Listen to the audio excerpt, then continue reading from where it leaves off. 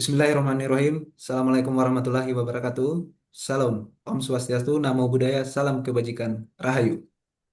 Yang terhormat, Bapak Muji Santosa, Owner Muji Santosa Training and Consulting. Yang kami hormati, Bapak Muklis Isnaini, Guru Senior di Muji Santosa Training and Consulting. Yang kami hormati, Bapak Narasumber, Bapak Tommy Darlinanto SHM, selaku fungsional pengelola pengadaan barang jasa ahli media, juga merupakan Probity Advisor LKPP. Dan yang kami hormati dan kami banggakan, Bapak Ibu peserta acara webinar, kelas pengadaan barang jasa Muji Santosa Training and Consulting yang berbahagia. Puji syukur tak lupa kita panjatkan kehadirat Allah Subhanahu wa Ta'ala. Karena berkat limpahan rahmat hidayahnya lah kita dapat berkumpul di virtual Zoom hari ini. Salawat serta salam tak lupa kita haturkan ke junjungan Nabi Muhammad SAW. Karena berkat risalahnya lah yang telah berhasil mengantarkan umat manusia dari alam kegelapan menuju alam terang benderang. Senang sekali rasanya, saya, Alim Bahari, fungsional pengelola pengadaan barang jasa, ahli pertama, dapat memandu jalannya kegiatan webinar hari ini. Sebelumnya, perkenankanlah saya untuk menyampaikan ketentuan dalam kegiatan ini. Yang pertama, peserta mengikuti kegiatan sesuai waktu yang telah ditetapkan, dan link dilarang disebarluaskan. Narasumber akan menyampaikan materi kurang lebih 45 menit. Diskusi dan tanya jawab akan dipandu oleh moderator. Bagi peserta yang ingin mengajukan pertanyaan, disilakan untuk menggunakan tombol raise hand dan akan dipersilakan oleh moderator. Peserta juga dapat menyampaikan pertanyaan melalui kolom chat dan akan dibacakan oleh moderator. Setelah narasumber menyampaikan materi sebagai bukti kehadiran dan penulisan nama pada sertifikat, agar jangan lupa mengisi daftar hadir. Pengisian post-test paling lambat 10 menit setelah selesai kegiatan. Sertifikat paling cepat 2 kali 24 jam setelah kegiatan dan dapat di-download di link sertifikatku. Bapak Ibu hadirin yang berbahagia, sebelum memulai kegiatan, marilah kita tundukkan kepala sejenak, berdoa sesuai keyakinan dan kepercayaan masing-masing. Memohon agar kegiatan kita hari ini dapat memperoleh barokah dan manfaat. Berdoa dimulai.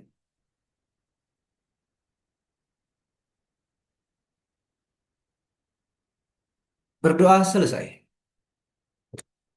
Bapak Ibu peserta webinar, marilah kita curahkan waktu dan perhatian kita semua untuk mendengarkan materi dengan tema referensi harga dan negosiasi katalog versi 6 yang akan disampaikan oleh Bapak narasumber. Kepada Bapak Tommy Darlanto SHM Hum, kami persilakan.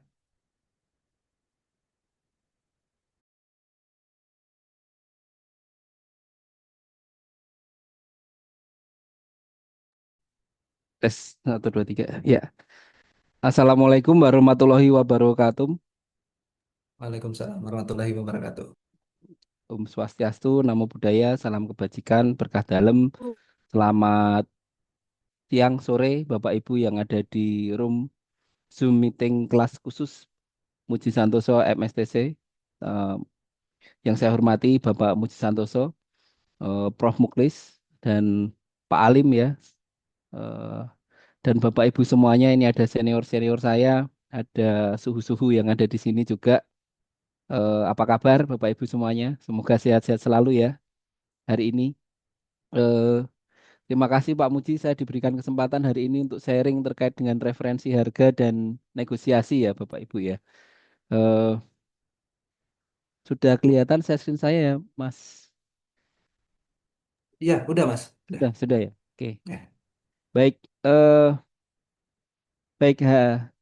Tadi saya sudah dikenalkan oleh Pak Alim ya, Bapak Ibu. Nama saya Tommy Darlinanto.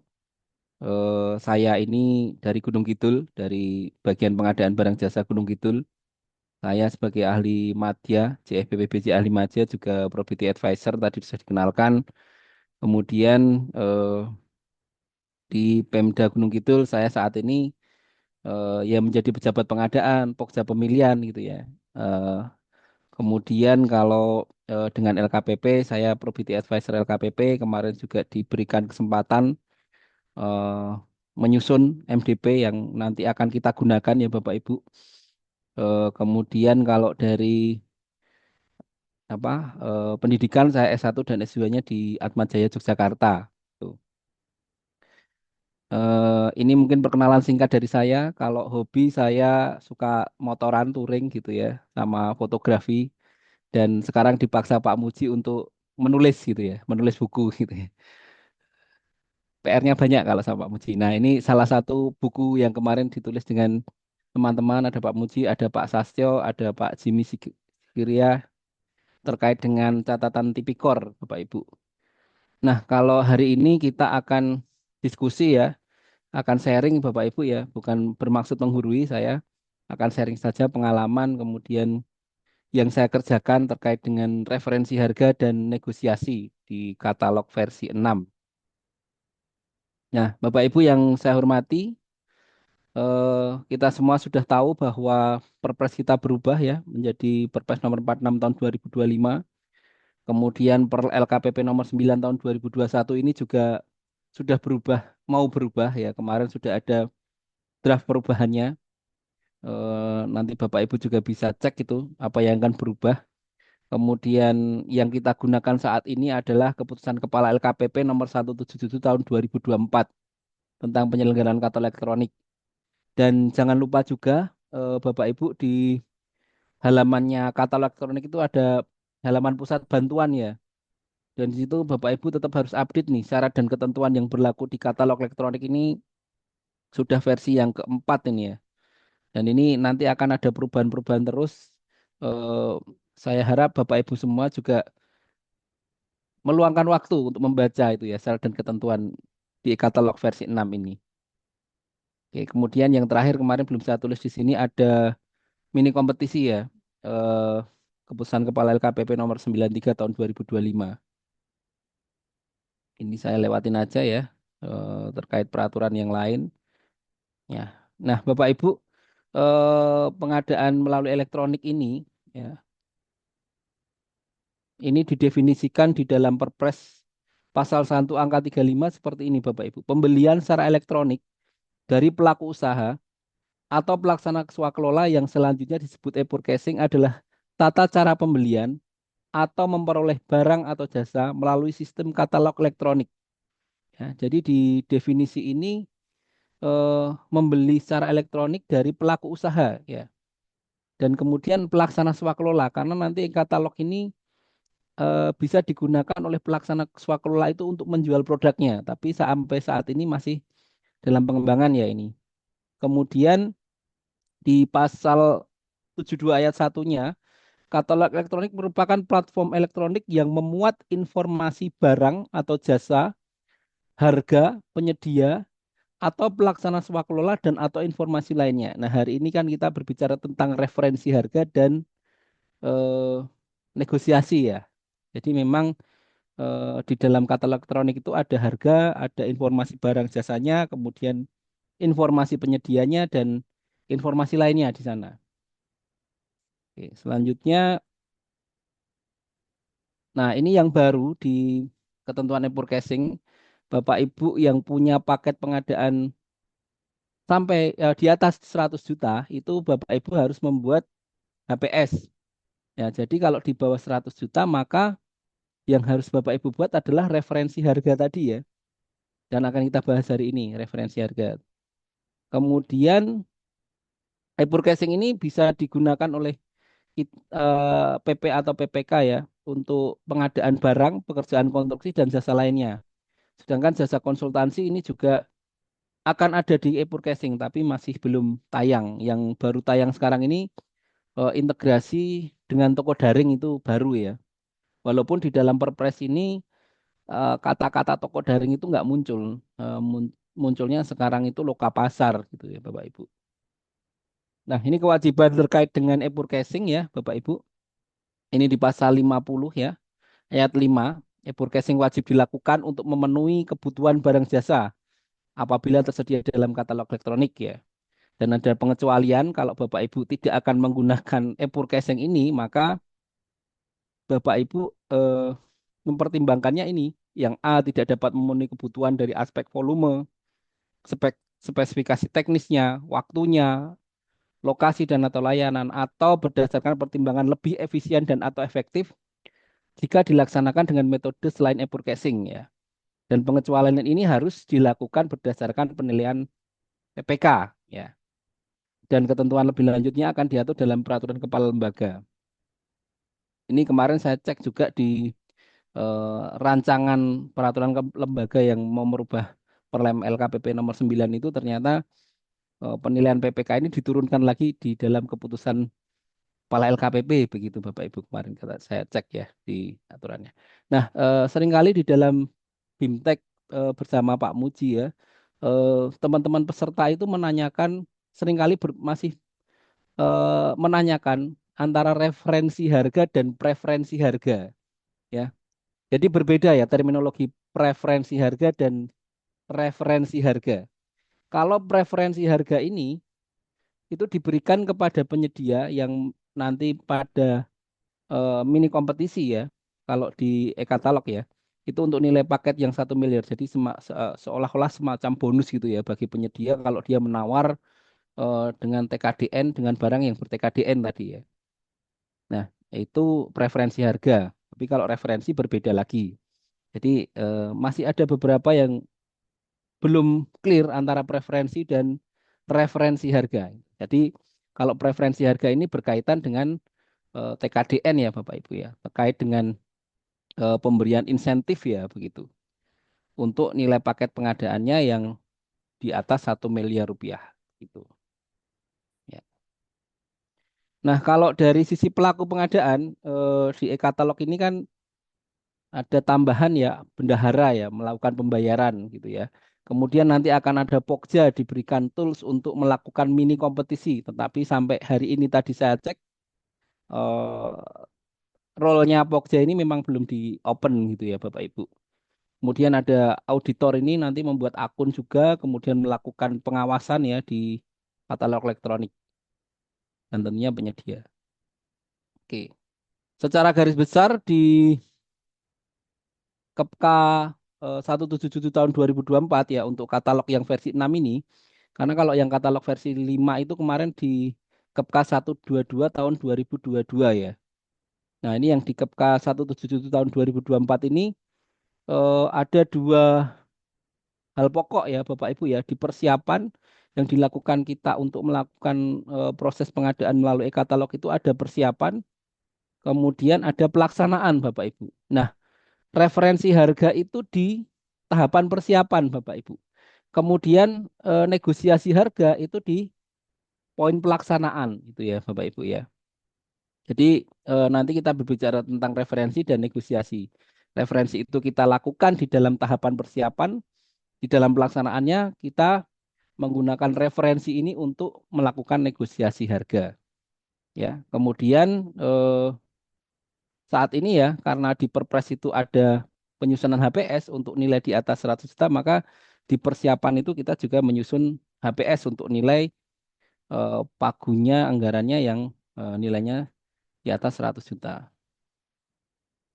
Tuh. Nah, ini urut-urutan Bapak Ibu belanja e-katalog ya dalam melakukan pemilihan produk. Yang pertama harus sesuai spesifikasi ya. Bukan prioritas penggunaan produk dalam negerinya, tetapi speknya dulu sesuai apa tidak. Nah, baru kemudian setelah sesuai speknya, kita perhatikan apakah ada produk dalam negeri yang ber-TKDN, TKDN dan BMP-nya 25 dan BMP-nya 15 ya, 40%. Ya, ada nggak? Kalau ada berarti produk itu wajib kita beli gitu ya.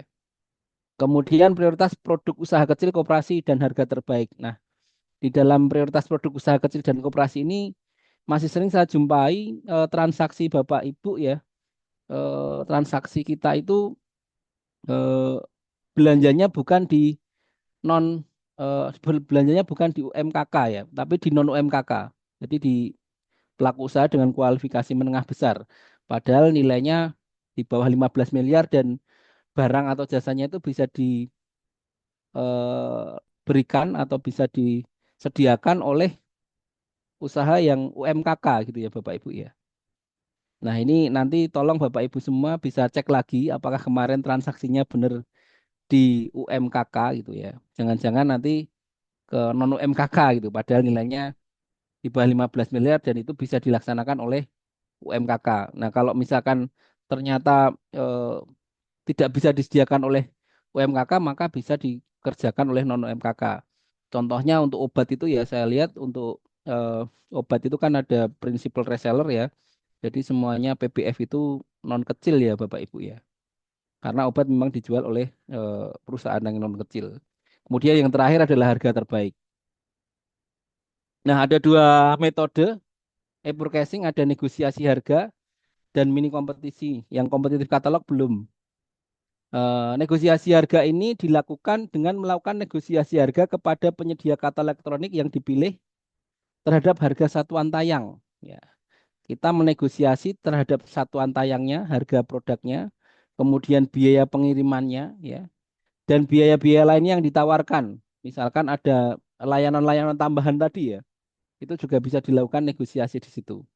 Dan hasil negosiasi harga merupakan harga final yang akan ditransaksikan antara PPK dan PP dengan penyedia. Jadi yang nanti akan mentransaksikan membuat surat pesanannya ya tetap PPK gitu ya Bapak Ibu ya. Oke. Nah, tadi di tahapan persiapan e-purchasing ya, kita akan membahas yang terkait dengan referensi harganya ini Bapak Ibu ya.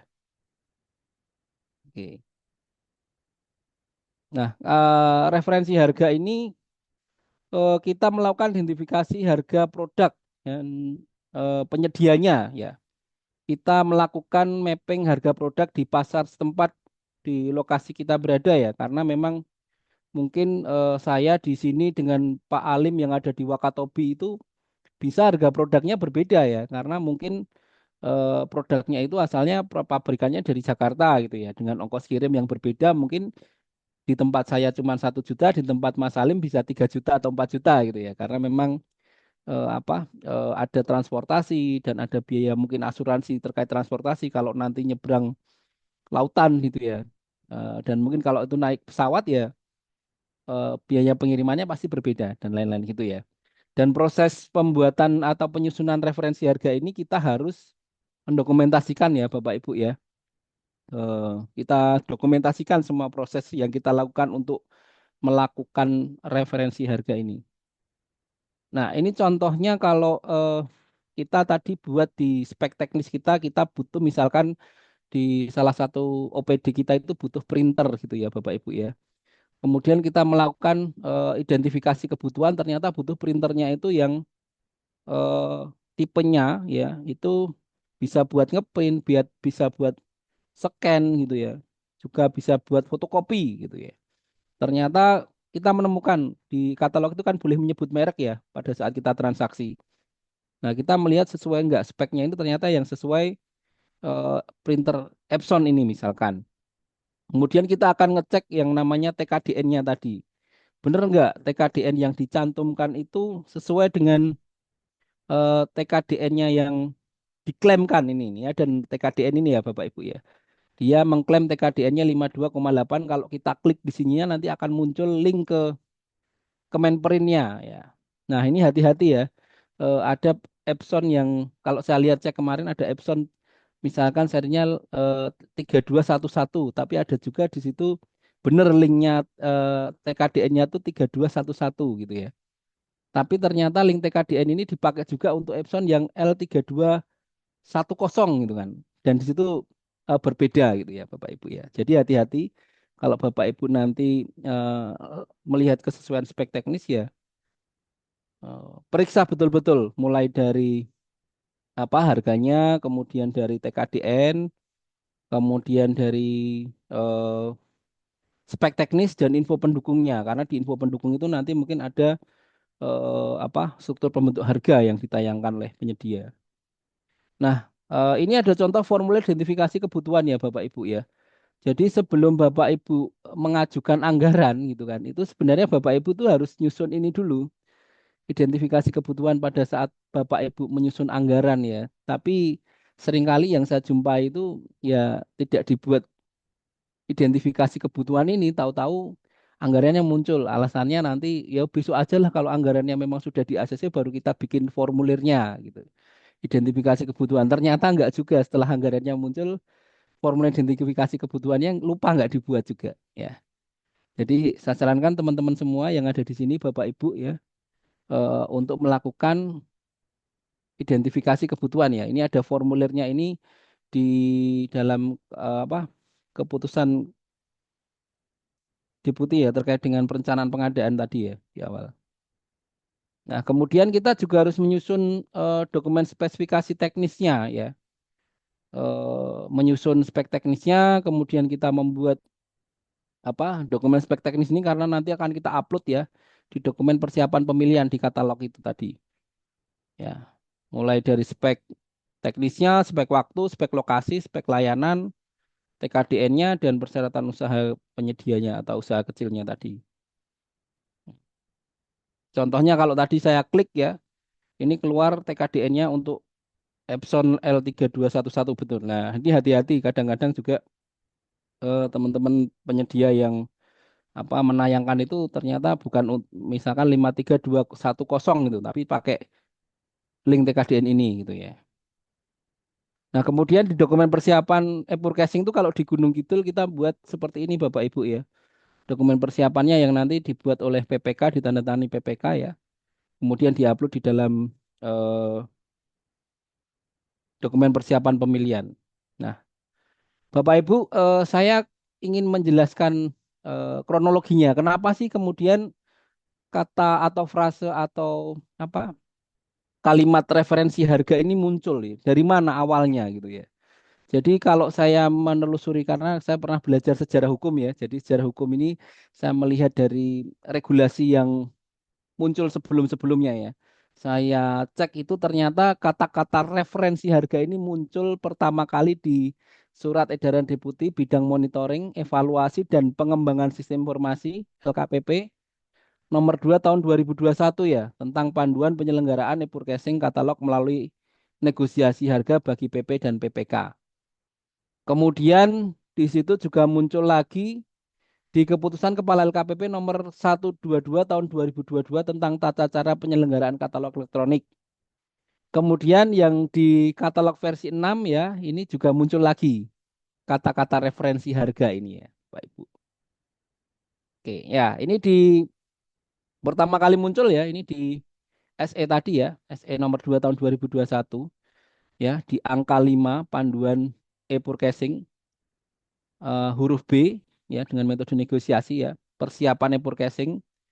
PPK atau PP mempersiapkan referensi harga yang berfungsi sebagai referensi untuk melakukan negosiasi harga. Pengumpulan referensi harga dilakukan dengan memperhatikan hal-hal sebagai berikut. Yang pertama, referensi harga itu ya disusun dengan sumber data sebagai berikut. Mencari produk dengan harga terbaik yang tercantum pada katalog elektronik ya. Kalimat ini nanti akan ada berbeda dengan yang terakhir ya, yang di peraturan keputusan kepala LKPP. Kalau di sini boleh mencari pembanding harga atau produk harga itu di dalam katalog elektronik Bapak Ibu ya. Sesuai spek teknis yang dibutuhkan dengan memperhatikan ketentuan PDN dan seterusnya. Kemudian yang kedua mencari harga pembanding produk jenis di luar aplikasi katalog elektronik. Jadi ini boleh di dalam katalog elektronik, boleh juga di luar katalog elektronik atau informasi biaya harga satuan yang dipublikasikan secara resmi oleh KLPD apabila ada. Kemudian dokumen lainnya yang dipertanggungjawabkan apabila ada. Ini yang awal pula muncul referensi harga itu sumbernya dari empat ini, Bapak Ibu. Ya, bisa dari katalog elektronik atau di luar aplikasi katalog elektronik ya. Waktu itu versi masih versi 5 ya. Kemudian selain referensi harga, apabila diperlukan, PPK juga PP atau PPK juga dapat mempersiapkan kebutuhan terkait layanan teknis pendukung. Kemudian pengumpulan referensi harga tidak diperlukan jika harga produk yang tayang pada aplikasi katalog merupakan fixed price atau harga yang tidak bisa dinegosiasi. Ya. Kemudian D-nya ya eh, PPKPP menyusun menyiapkan referensi harga dan kebutuhan terkait layanan teknis pendukung kalau misalkan nanti ada layanan pendukungnya. Jadi referensi harga untuk layanan pendukungnya juga harus dibuat gitu ya Bapak Ibu. Nah, kemudian di keputusan Kepala LKPP nomor 122 tahun 2022 ya. Ini masih di katalog versi 5 ya, yang pergeseran kalau dulu kan katalog yang dulu itu kan apa? Semuanya diproses oleh LKPP ya. Jadi yang berhak tayang itu yang sudah lolos dari LKPP ya, dari Pokjanya e-katalog gitu kan. Tapi kalau sekarang di 122 2022 itu semua bisa menayangkan produk, punya akun, punya produk bisa tayang gitu ya. Nah, ini di lampiran satu huruf E ya. Angka 2, tahapan e-forecasting katalog huruf A, negosiasi. Persiapan forecasting katalog huruf D, pengumpulan referensi harga. PPKPP mempersiapkan referensi harga yang berfungsi sebagai referensi untuk melakukan negosiasi harga. Pengumpulan referensi harga dilakukan dengan memperhatikan hal-hal sebagai berikut. Referensi harga disusun dengan sumber data sebagai berikut. Ya, kita lihat. Ya, masih sama ya Bapak Ibu ya. Referensi harga bisa dicari pada katalog elektronik. Ya, bisa harga pembanding tadi atau referensi harga itu di luar aplikasi katalog elektronik. Kemudian ada informasi biaya harga publikasikan secara resmi yang dipublikasikan oleh kementerian lembaga pemerintah daerah apabila ada, kemudian dokumen lainnya yang dipertanggungjawabkan. Ya, di dua ketentuan ini sumber referensi harganya yang A dan B ini masih sama ya, Bapak Ibu ya. Ya. Nah, ini masih sama juga ya untuk fixed price. Nah, sekarang yang di 177 tahun 2024 ini Bapak Ibu, ada perbedaan sedikit ya, tapi berimplikasi banyak ini Bapak Ibu. Ya, ketentuan referensi harga itu sumbernya yang pertama, harga pembanding produk jenis di luar aplikasi katalog elektronik. Tidak ada lagi kata-kata kita membuat referensi harganya itu dengan harga yang ada di katalog elektronik ya. Nah, teman-teman yang ada di sini tolong nanti dicek lagi ya, apakah memang kemarin referensinya harga dibuat ya di dalam pembuatan penyusunan referensi harga ini memang sumber datanya dari e-katalog itu atau di luar e-katalog gitu ya. Oke, nanti bisa sharing ya apa. Wah, saya sudah terlanjur bikin yang menggunakan referensinya harga yang ada di katalog elektronik. Terus kita harus gimana gitu ya. Oke, kemudian yang kedua sama, informasi biaya satuan harga yang dipublikasikan secara resmi. Kemudian yang ketiga, dokumen lainnya yang dapat dipertanggungjawabkan. Ini Bapak Ibu bisa cek di lampiran 3 ya. Saya kutip itu di Keputusan Kepala LKPP ya. Di lampiran 3 angka 2 huruf dan angka 3 di dokumentasi persiapan. Nanti kalau saya salah kutip silahkan nanti bisa disanggah Bapak Ibu. Atau nanti sanggah banding juga boleh. Tapi sanggah banding nggak perlu pakai jaminan di sini ya. Oke. Kemudian referensi harga itu untuk apa Bapak Ibu? Untuk mengetahui harga produk di pasar setempat atau di marketplace lainnya. Kemudian kita melihat apakah harganya yang ditayangkan itu wajar atau tidak. Ya. Kemudian referensi harga akan kita gunakan untuk melakukan negosiasi harga dan teknis. Ya. Sumbernya ya bisa dari harga pasar tempat, informasi biaya yang dipublikasikan dan seterusnya tadi. Kemudian kita juga kalau mau nego ongkos kirimnya ya kita harus tahu juga referensi ongkos kirimnya. Misalkan saya mengirim dapat kiriman dari Jakarta ke Gunung Kidul itu berapa, itu kita harus cek juga kurir kurirnya misalkan dari JNT, JNE itu kita bisa cek ya dengan kapasitas apa berat berapa atau volume berapa dengan mungkin dengan kilat dan tidak kilat gitu ya Bapak Ibu ya. Nah, kalau saya melihat di kamusbisnis.com ini ya Bapak Ibu ya, terkait dengan istilah referensi harga ini dijelaskan sebagai reference price, adalah harga yang konsumen harapkan untuk membayar gitu ya. Harga yang konsumen harapkan untuk membayar. Kemudian ini menurut Thomas Bennett ya. Ya, ini saya terjemahkan dari bahasa Inggris ya. Beliau menyatakan seperti ini ya. Referensi harga adalah strategi tolak ukur pasar yang dikenal sebagai harga acuan yang akan digunakan untuk memutuskan apakah suatu penawaran adalah harga yang wajar berdasarkan pengalaman pembeli sebelumnya. Dalam kurung harga acuan internal atau eksternal seperti harga kompetitor dan harga pasar eksternal. Nah, referensi harga ini sangat berperan penting dan krusial dalam proses pengambilan keputusan konsumen dan bisnis. Karena sebagai tolak ukur untuk membandingkan nilai produk dan layanan di pasar, membantu pembeli untuk menentukan apakah harga tertentu itu wajar atau tidak. Sehingga memahami referensi harga dapat membantu pembeli membuat keputusan yang tepat. Jadi makanya ditentukan di dalam kita membelanjakan produk di katalog ini kita harus punya referensi harga Bapak Ibu. Jangan asal kita beli gitu ya. Jangan asal kita gunakan e-forecasting tapi kita nggak punya, kita melakukan negosiasi tapi kita nggak punya dasar untuk negosiasi ya, kita nggak punya referensi harga, dan referensi harga itu bukan abal-abal, maksudnya bukan sekedar kita mengesahkan oh harus ada referensi harga, tapi ternyata kualitas referensi harga kita itu jauh dari yang bisa apa kita gunakan untuk negosiasi gitu ya. Jadi asal buat referensi, kemudian yang penting ada referensinya harga aja lah gitu. Kemudian kita negosiasinya juga tidak optimal gitu ya Bapak Ibu ya.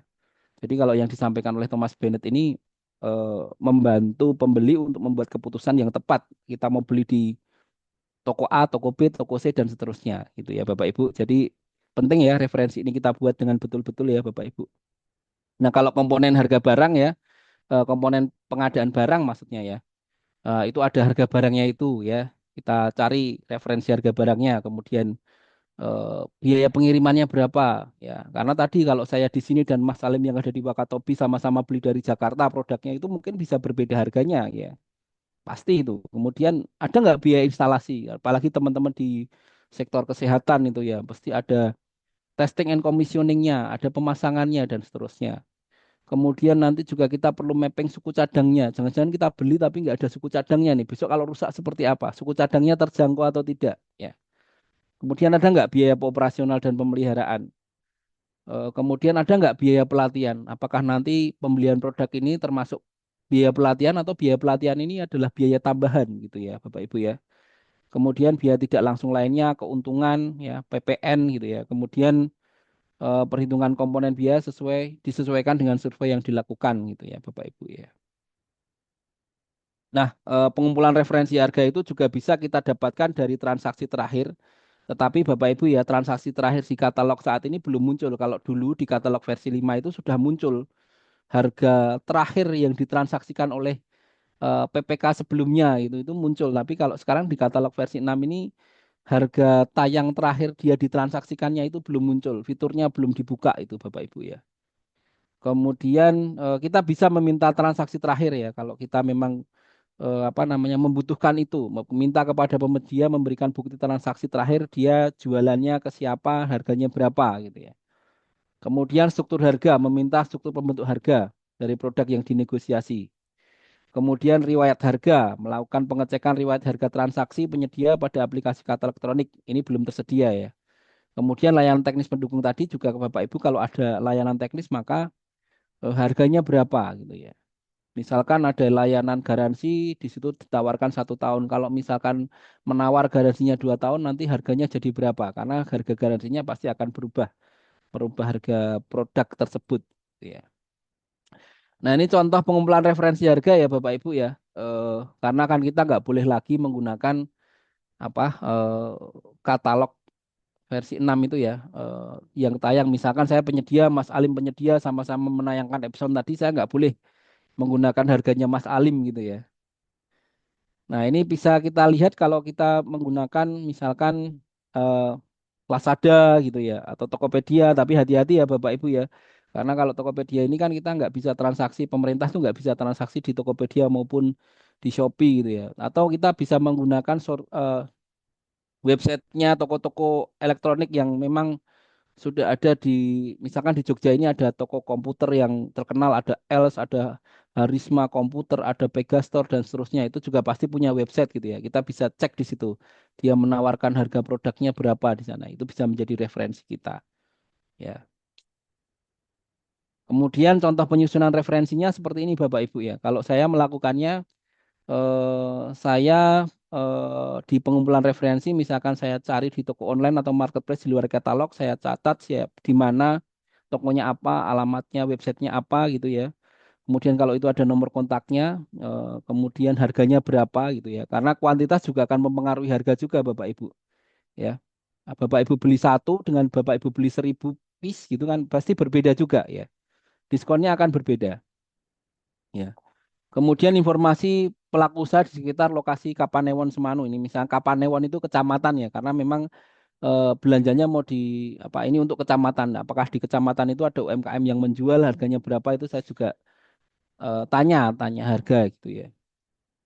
Kemudian kalau ada informasi standar harga SSH ya kabupaten itu ada nggak untuk Epson dengan apa kategori Epson 3 in 1 ini berapa harganya di SHBJ gitu ya Bapak Ibu.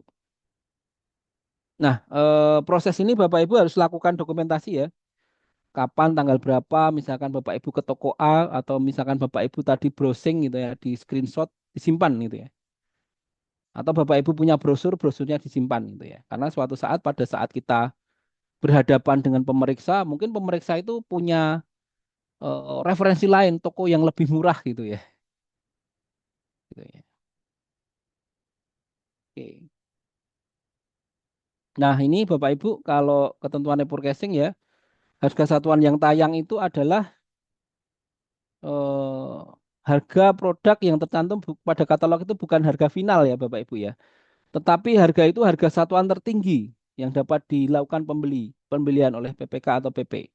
Kecuali jika harga satuan produk tersebut merupakan harga tetap atau fixed price. Jadi Bapak Ibu harus melakukan negosiasi atau mau melakukan dengan mini kompetisi tadi ada pilihan ya. Karena harga itu klaimnya sepihak penyedia gitu ya Bapak Ibu. Jadi harus mengcompare itu ya. Dan harga yang tercantum dalam katalog ini bukan harga final ya. Kita harus optimalisasi dengan negosiasi maupun dengan mini kompetisi gitu ya. Kalau Sumuji Santosa kan lakukan mini kompetisi gitu ya. Kalau memang itu tersedia produknya dua gitu atau lebih gitu ya. Dan penyedia tayang dua atau lebih gitu ya. Nah, kalau negosiasi harga ini kan kita menegosiasikan harga tayang, harga biaya pengiriman, dan biaya-biaya lainnya. Dan nanti hasil negosiasi ini merupakan harga final yang akan ditransaksikan oleh PPK di dalam pembuatan surat pesanannya. Nah, kalau alurnya ini Bapak Ibu pasti sudah paham ya, login, kemudian cari produk, isi detail pesanan, negosiasi buat pesanan, pengiriman, terus serah terima, kemudian pembayaran.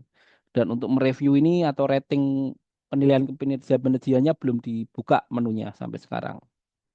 Ya, ini tadi saya sudah bahas ya. Bapak Ibu juga bisa meminta transaksi terakhir dan seterusnya. Nah, kemudian ini Bapak Ibu yang baru di dalam perpres kita eh, terkait dengan uang muka dan jaminan pelaksanaan itu ya. Nanti Bapak Ibu untuk nilai transaksi di atas 200 juta kan Bapak Ibu harus ada jaminan pelaksanaan ya ini.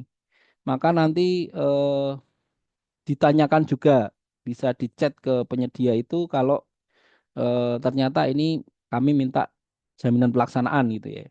Kadang mungkin ada penyedia yang keberatan dengan ada jaminan pelaksanaan gitu ya, karena harus ada 5% gitu ya jaminan pelaksanaan itu ya.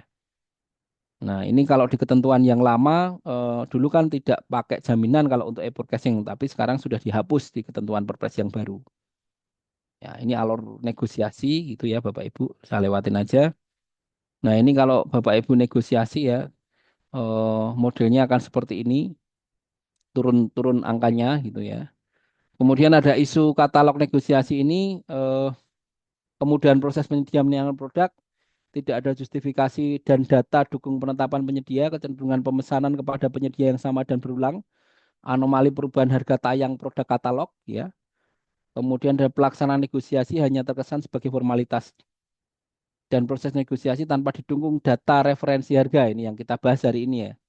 Referensi harganya cuman abal-abal, cuman sekedar mengesahkan aja ada referensi harganya gitu ya. Ini ketentuan negosiasi Bapak Ibu, saya lewatin saja. Kemudian ada kalanya eh, negosiasi itu tidak ada kata sepakat ya Bapak Ibu ya. Maka kalau kita sudah tidak ada kata sepakat ya sudah kita cari penyedia yang lain gitu ya. Oh ternyata penyedia ini pesanannya PPK Pak. PPK-nya mintanya penyedia inilah. Kalau tidak sepakat negosiasi ya cari penyedia yang lain gitu ya Bapak Ibu ya. Ya, negosiasi tidak diperbolehkan melebihi harga tayang ya. Kemudian kalau negosiasi tidak sepakat maka akan di forecasting dibatalkan gitu ya. Nah, nanti responnya PPK atau PP atau penyedia itu 3 hari ya. Oke. Nah, ini penyedia akan memberikan respon atas proses negosiasi itu paling lambat 3 hari. Tapi kalau Bapak Ibu transaksinya di hari Jumat, ternyata eh, besok Sabtu Minggu ya, itu tidak dihitung 3 hari ya. Jadi nanti berakhirnya di hari Selasa gitu ya. Jumat, Senin, Selasa. Gitu. Ya. Nah, kalau penyedianya dikenakan sanksi daftar hitam, maka negosiasi akan segera otomatis dibatalkan oleh sistem, Bapak Ibu. Ya, ini riwayat negosiasi itu kan seperti ini ya. Dan berapa, nego berapa, kemudian penyedianya jadi berapa, ke pembelinya jadi berapa lagi gitu. Ini alur proses negosiasinya. Dan ini ada biaya-biaya yang mungkin Bapak Ibu sudah paham ya. Kemudian satu hal ini Bapak Ibu, negosiasi itu bukan berarti Bapak Ibu harga terendah ya. Banyak asumsi bahwa negosiasi yang baik adalah ketika mencapai harga yang terendah. Nah, ini sebenarnya pemikiran yang salah kaprah ya Bapak Ibu, karena harga itu juga masih ada variabel-variabel lain yang harus digali ya, seperti delivery cost, ya, ongkos kirim, kemudian garansi ya, dan kualitas ya, quality cost ya. Karena masing-masing penyedia juga akan memberikan apa layanan-layanan yang tambahan lainnya yang harus kita pertimbangkan. Ya ini kalau definisinya negosiasi Bapak Ibu, kemudian saya lewatin aja nanti Bapak Ibu bisa baca. Kemudian ini bukunya Herb Cohen ini ya. Ini dalam buku negosiasi menyampaikan bahwa negosiasi ialah penggunaan informasi dan kekuatan untuk mempengaruhi sikap dalam suatu jaringan ketegangan. Gitu ya. Dalam negosiasi selalu ada tiga unsur, informasi, waktu, kekuatan. Maka tadi Bapak Ibu, informasi tadi ya. Referensi harga itu harus benar-benar dibuat dengan baik ya Bapak Ibu ya.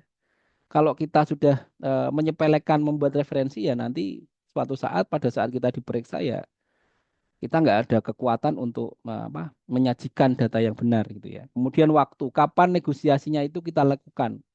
Kadang-kadang ada produk yang peak season gitu ya, permintaannya banyak, kemudian produknya sedikit itu juga akan berpengaruh pada eh, apa hasil negosiasi kita karena waktunya negosiasi tadi ternyata kebutuhan barangnya itu lagi dibutuhkan. Misalkan kayak kemarin pas kita COVID kita butuh masker harganya tinggi kita nego nggak turun-turun dan seterusnya gitu ya.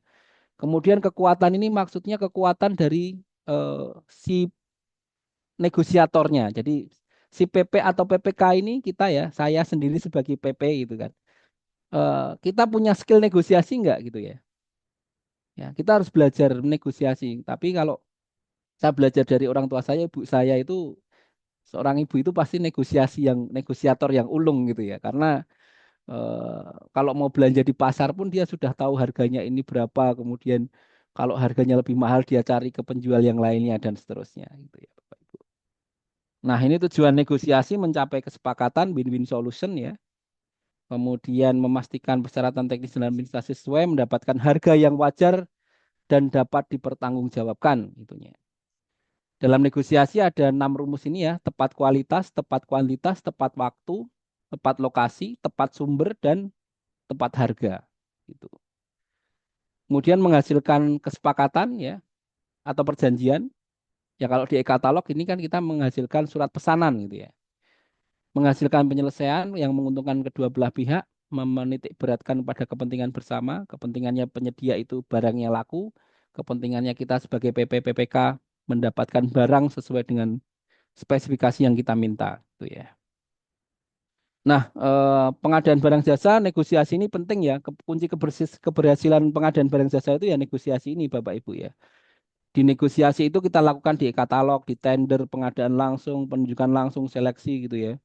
Dilakukan untuk negosiasi teknis maupun harga, maupun layanan, maupun ongkirnya. Nah, ini ya, memperoleh harga yang wajar, value for money, dapat dipertanggungjawabkan gitu ya. Nah, tahapan negosiasi bisa di persiapan, pelaksanaan, kemudian pada saat pemecahan masalah dan penutupan gitu ya. Kesepakatan ini merangkum gitu ya. Mendokumentasikan, dituangkan dalam berita acara negosiasi dan sebagai dasar menyusun kalau misalkan nanti negosiasinya itu pada saat pelaksanaan pekerjaan ya. Nanti mungkin ada perubahan gitu ya, bahan kontrak. Nah, kalau di negosiasi pada e-katalog dilakukan oleh PP atau PPK ya dengan pelaku usaha, kemudian menyampaikan harga produk, penyedianya menyampaikan harga produk, ongkir, service level agreement gitu ya. Kemudian PPK melakukan negosiasi baik teknis maupun harga gitu. Dan negosiasi dilakukan online ya. Kalau kita negosiasinya kan input di sistemnya e-katalog gitu ya. Dan bahan-bahan negosiasi ya, tadi selain referensi harga, kita juga harus paham spesifikasi produk barang jasa yang mau kita belanjakan. Kemudian kita paham komponen pembentuk harganya ya. Kemudian waktu pelaksanaan pekerjaan itu nanti juga bisa menjadi apa? Negosiasi juga kebutuhan waktu pelayanan, lokasi kedatangan barang, kemudian metode transportasi dan pengepakannya, tingkat pelayanan, kebutuhan pelatihan, aspek pemeliharaan, perbaikan, testing on commissioningnya itu bisa menjadi bahan negosiasi teknis gitu ya. Nah, kalau di dalam negosiasi itu ternyata tidak tercapai kesepakatan ya, bisa saja terjadi. Dan langkah yang harus dilakukan adalah menyikapi negosiasi yang gagal, maka perlu dilakukan proses pemilihan kepada penyedia yang lain. Dan tentunya kita juga akan mengupdate referensi harga tadi. Dan kalau kita nanti sudah tahu ya negosiasi ini akan ada mungkin gagal ya, maka kita harus melakukan mitigasi risiko terkait dengan gagalnya negosiasi ini. Nah, kemudian di dalam negosiasi ini, maka keterampilan kita sebagai PP maupun PPK dalam melakukan negosiasi, kita juga harus punya etika dalam negosiasi itu ya. Kemudian kita juga harus mengasah keterampilan kita supaya kita semakin bisa menegosiasi harga itu dengan baik ya. Dan yang penting bagi kita semua, Bapak Ibu ya, negosiasi itu kita lakukan dengan etika pengadaan barang jasa ya. Kita tidak menerima gratifikasi ya. Kemudian kalau di proses tender ya kita tidak mempengaruhi hasil tendernya tadi ya, tidak melakukan tekanan atau janji palsu dan seterusnya. Ya, dengan keterampilan kita berkomunikasi efektif, punya kemampuan menganalisis data ya. Kemudian dipersiapkan dengan matang ya. Kemudian praktek negosiasi sangat bergantung pada keterampilan interpersonal, mentalitas negosiator gitu ya. Jadi kalau apa kita sebagai PP dan PPK tetap harus mengasah diri kita supaya kita bisa menjadi negosiator yang baik gitu ya. Nah, terkait dengan jaminan pelaksanaan tadi di awal saya sudah sampaikan ya, ini di Perpres kita di pasal 33 dan kemudian di Perlem nomor 12 tahun 2021. Jaminan bisa dari bank maupun dari asuransi begitu ya Bapak Ibu. Nah, kemudian terkait dengan kemahalan harga atau kewajaran harga ini Bapak Ibu. Di dalam syarat dan ketentuan kata elektronik, mungkin Bapak Ibu semua di sini sudah membaca ya. Karena tadi ada versi 1 ya, jadi sudah dirubah keempat kali ini ya. Dan perubahannya kita nggak tahu mana yang dirubah kalau kita nggak baca seluruhnya. Ya. Jadi tidak ada pemberitahuan di sistem ini yang dirubah ini di syarat ketentuan yang mana gitu ya. Ini terakhir di 11 Agustus 2025 itu ada ini syarat dan ketentuannya katalog di huruf F ketentuan penyedia angka 1 umum disampaikan bahwa di huruf H penyedia melampirkan struktur pembentuk harga pada setiap produk yang dijual di katalog elektronik jika diperlukan. Jadi jika Bapak Ibu membutuhkan struktur pembentuk harga dan penyedianya belum mengupload, Bapak Ibu bisa meminta kepada penyedianya untuk menyampaikan struktur pembentuk harga. Kemudian di huruf I, penyedia bertanggung jawab atas harga barang jasa yang tercantum pada katalog elektronik dengan menjamin harga yang tercantum merupakan harga terbaik bagi pemerintah dan tidak menjual barang jasa melalui katalog elektronik dengan harga yang lebih mahal dari harga barang jasa yang dijual selain melalui katalog elektronik pada periode penjualan, volume produk, tempat, kabupaten kota, kemudian yang sama dan spesifikasi yang sama. Ini Bapak Ibu bisa download di linknya ini. Jadi penyedia bertanggung jawab atas harga ya. Jadi harganya wajar, harganya mahal gitu ya. Nah, ini akan menjadi tanggung jawab penyedia ya terkait dengan menyampaikan harga terbaiknya bagi pemerintah.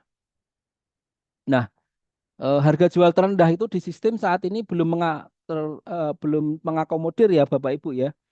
Jadi kalau kita lihat harga jual terendah, ini ada kolom dengan judul harga jual terendah, merupakan referensi untuk PP atau PPK ketika ingin melakukan penawaran negosiasi. Kolom ini bisa digunakan untuk mengetahui harga terendah dari produk yang telah dijual dari transaksi pesanan sebelumnya. Ini belum muncul Bapak Ibu ya.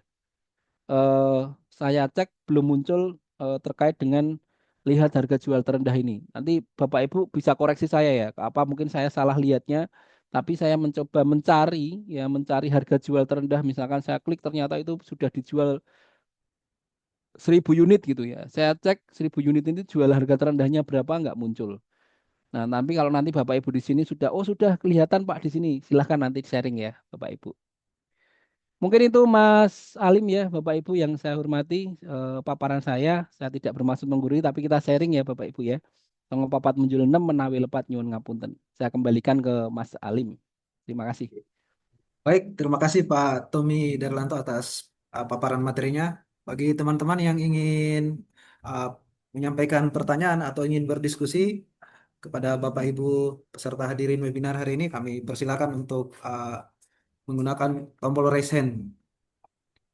Yang ingin diskusi langsung dengan Bapak narasumber agar bisa menggunakan tombol raise hand. Izin Pak Tommy, mungkin sambil menunggu uh, peserta lainnya bertanya langsung, mungkin saya sambil bacakan di pertanyaan di kolom chat ya Pak. Boleh, boleh, boleh. Silakan. Oke, baik. Pertanyaan pertama ada dari Ibu atau Bapak ini, Karenina Masih ada FN. di sini nggak? Mungkin bisa Ya, langsung kalau masih buka ada ini. mungkin bisa langsung mengajukan pertanyaan ke bisa open mic dan ini mengaktifkan kameranya supaya langsung mengajukan pertanyaan kepada Pak Tommy. Kepada Ibu Apakah Karenina FN. masih ada, Bu? Hai, halo. Oke, saya lanjut aja sambil baca aja ya dulu ya, Pak Tommy. Siap, siap. Izin bertanya, untuk Kepka 122 tahun 2022, apakah relevan dengan katalog versi 6? Silakan, Oke. Pak Tommy. Ya, jadi tadi saya menyampaikan KPK 122 2022 itu karena sejarah hukumnya yang saya sampaikan ya terkait dengan referensi tadi ya Bapak Ibu ya. Jadi sebagai apa informasi ataupun sebagai eh, flashback ya, referensi itu muncul kapan sih? Itu salah satunya ada di KPK 122. Nah, kalau untuk katalog versi 6 ya sudah nggak relevan lagi Bu. Jadi katalog versi 6 itu kita menggunakan KPK 177 tahun 2024 ya, begitu ya. Jadi kalau untuk versi 6 kita menggunakan 177 tahun 2024 dan kalau Bapak Ibu nanti sempat membaca ya syarat ketentuan di dalam katalog itu Bapak Ibu baca ya. Luangkan waktu membaca itu ya, saran saya. Gitu Pak Alim ya untuk Bu Baik, Karenina. baik Pak Tommy, terima kasih atas jawabannya. Siap, Izin ini Pak Tommy, udah ada yang bertanya nih udah ada siap, yang siap. raise hand ini. Kebetulan sepertinya suhu kita juga ini, guru kita juga Ya, Bapak siap. Yefri. Kepada Bapak Yefri kami persilakan Pak. Halo Pak Siap. Jeffrey. Halo Pak Bos. Ya, Pak Tommy, terima kasih ini cuma pertanyaannya. diskusi saja sih. Siap, siap, siap. Karena kan masih banyak yang mungkin ada persepsi agak berbeda. Jadi gini, yang menetapkan preferensi itu siapa sih sebenarnya, Pak? Hmm, Nah, itu juga poin penting tuh. Karena ya kita paham memang di aturan itu kan ada batasan nilai ya. Ada sampai 200 itu ya, pejabat pengadaan, di atas 200 itu PPK. Nah, misalnya ini posisinya anggaplah pagu kegiatan itu tidak sampai 200 juta itu dia kan di posisinya pejabat pengadaan tuh. Nah, jadi sebenarnya kewenangan penyusunan preferensi ini apakah ada di tahap persiapan pengadaannya sendiri oleh PPK atau memang nanti PP saja nih, misalnya kalau nilai sampai 200 yang menyusun preferensi itu. Karena saya terus terang saya juga punya pengalaman, Pak Tommy, saya susun referensi, PPK-nya menolak referensi saya, Pak. ya. Nah, jadi PPK itu menolak referensi saya. Katanya referensi saya terlalu rendah. Sementara PPK sendiri menyusun juga enggak kan gitu ya. Nah, itu yang pertama. Yang kedua terkait tadi ada materi kan kita pahami di atas 200 juta juga ada jaminan pelaksanaan ya. Nah, Iya. cuma kan penerbitan jaminan pelaksanaan ini kan kalau kita bicara pengadaan yang konvensional selain purchasing kan itu perlu SPPBJ, Pak. Nah, ini kira-kira kapan waktunya kan karena kan kita memahami ya kalau penandatanganan surat pesanan itu kan maksimal 3 hari 3 hari ya 3 hari kerja itu ya.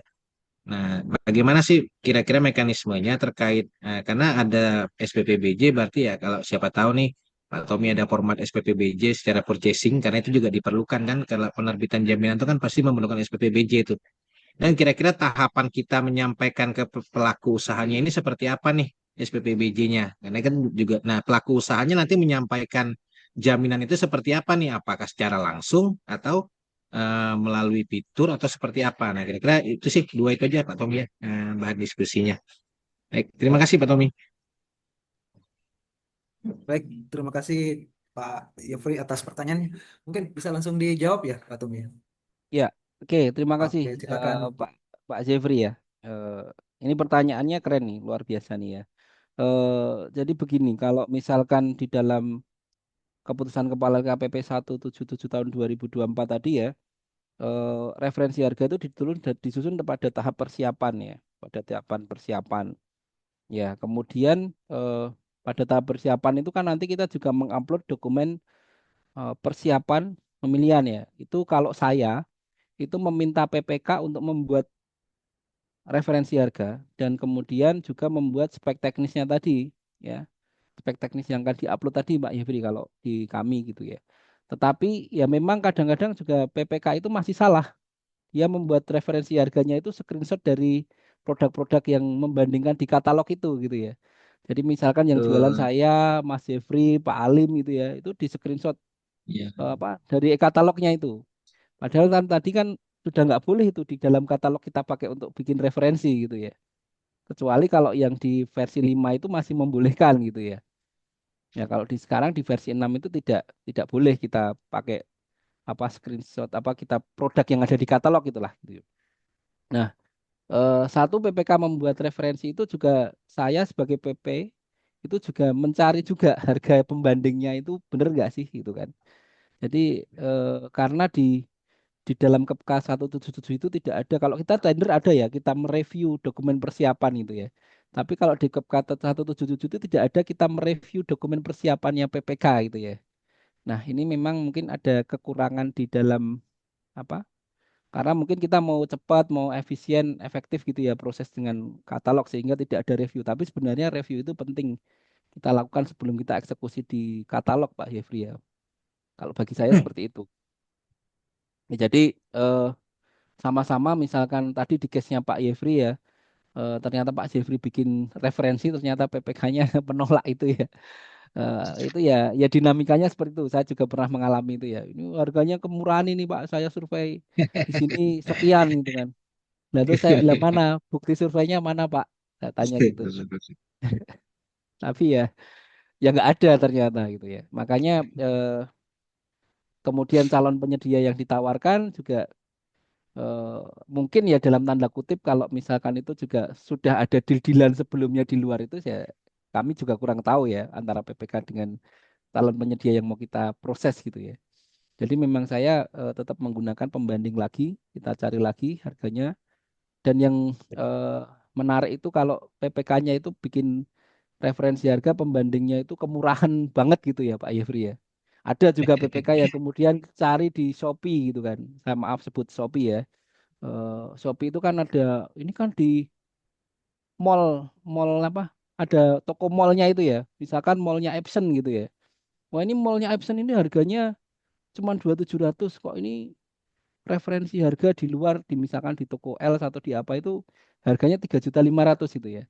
Tapi rata-rata saya cek di harganya tokonya offline itu ya nggak nyampe 2 jutaan seperti itu gitu ya. Tapi di angka 3,3, 3,2 gitu ya. Nah, kalau kita mau belanja di Shopee ya nggak apa-apa, tapi kan kita pemerintah belum bisa nih belanja di Shopee dan pakai harga itu pasti negosiasinya akan ditolak dan saya pernah mencoba itu Pak Jeffrey. Ditolak juga. Karena harga Shopee kita pakai untuk belanja di toko yang ini di katalognya sudah toko gede gitu ya di Jogja itu ada gitu ya. Misalkan LS Komputer itu kita pakai ternyata juga nggak mau turun seperti harga Shopee-nya itu ya. Karena di Shopee itu mungkin tidak memperhitungkan pajak gitu ya. Kemudian tidak memperhitungkan apa pengirimannya mungkin tidak di cover itu asuransi dan sebagainya gitu ya. Tapi kalau kita beli di toko yang memang kita sudah tahu memang dia kalau ada kerusakan ada apa-apa terkait dengan pengiriman dia akan bertanggung jawab gitu.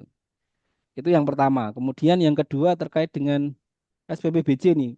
Saya punya pengalaman kemarin paket di atas 200 juta itu Pak Yefri ternyata minta SPPBJ, betul Pak Yefri ya. Minta Betul kan? SPPBJ. Betul, Asuransinya betul. minta SPPBJ itu. Kalau nggak asuransi atau bank ya, intinya minta SPPBJ. Padahal di sistem kita kan nggak muncul itu SPPBJ di e-katalog. Kemudian saya pakai formatnya SPPBJ barang itu, Pak. Sudah kita pakai SPPBJ barang itu aja kita pakai dan kita terbitkan, ya. Nah, dulu waktu kita transaksi di sebelum Agustus ya, itu tidak ada menu upload jaminan pelaksanaan. Tapi kalau sekarang sudah ada menu upload jaminan pelaksanaan, Pak Jeffrey ya. Jadi pada saat saya transaksi di angka 1, sekian M, itu masih belum ada muncul jaminan pelaksanaan yang harus diupload sebelum tanda tangan kontrak gitu ya.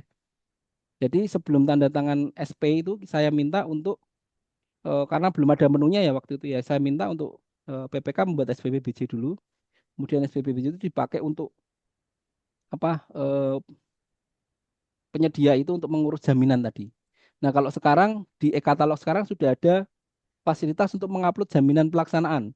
Jadi nanti kita buat SPPBJ manual tadi, yang dari SPPBJ barang tadi ya, tender barang itu kita pakai, terus mereka mengurus jaminan, kemudian nanti kita upload jaminannya kalau sudah diserahkan ke kita ya, kita upload sistem itu, kemudian nanti kita setting waktu lagi pelaksanaan pekerjaan itu baru tanda tangan SP-nya, begitu. Sekarang sudah difasilitasi itu tadi. Jadi waktunya tiktokannya penyedia ya setelah kita ngupload jaminan pelaksanaan dan apa namanya eh, SP tadi, Pak. SPPJ ya. Ya. Jadi memang belum Oke. difasilitasi SPPBJ secara online ya. Jadi Iya, eh, mau nggak mau buat kita buat sendiri ya ya Pak karena Tommy ya. karena Merujuk ke jamin karena ya karena dari asuransinya atau banknya itu minta SPPBJ.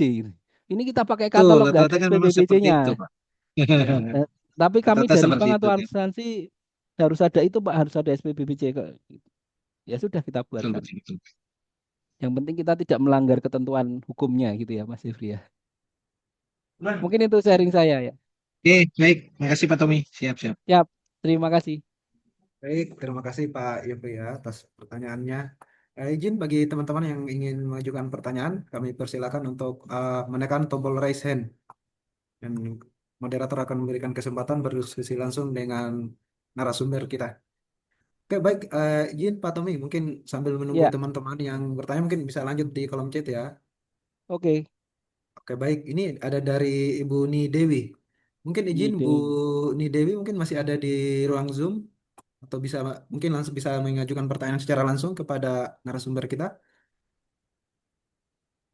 Oke, mungkin sembari menunggu Pak, sebisa izin ya saya bacakan pertanyaannya Pak. Oke, oke. Oke, pertanyaannya itu Pak, izin bertanya, untuk referensi harga yang disusun oleh PPK dituangkan dalam dokumen apa? Apakah dalam kertas kerja PPK atau dokumen lain? Terima kasih. Berikut Ya, pertanyaannya Pak. baik. Jadi kalau saya menyarankan kepada Bapak Ibu PPK untuk membuat referensi harga itu kita buat offline ya referensi harganya itu ya. Jadi tidak melalui sistem tapi kita buat judulnya ya referensi harga itu dari apa? Dari harga-harga yang kita peroleh pada saat kita melakukan survei itu kita buatkan satu biasanya satu dua lembar itu ya untuk referensinya. Tapi tergantung kita membuatnya gitu ya. Contohnya referensi harga itu bentar,